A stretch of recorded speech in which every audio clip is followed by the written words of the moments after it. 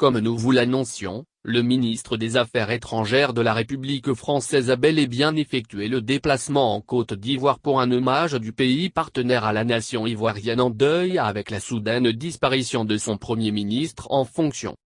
Comme nous vous l'avions également annoncé, occasion fut donnée à Jean-Yves Le Drian de s'entretenir à son arrivée lundi soir, avec le président de la République, Alassane Ouattara.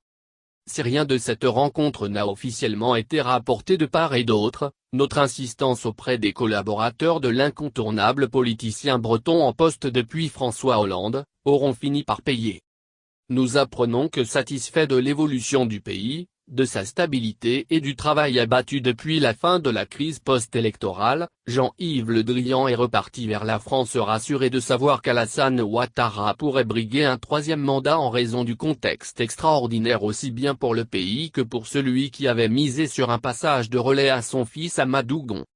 Il ne nous est néanmoins pas précisé si celui qui est perçu comme un travailleur aux hautes compétences, un homme d'ouverture et de confiance par l'État français, a certifié qu'il acceptait de se représenter, même si en raison de ce cas de force majeure de l'histoire et au regard du laps de temps qu'il reste avant le dépôt des candidatures, cela paraît évident pour le RHDP au regard de sa popularité et son autorité.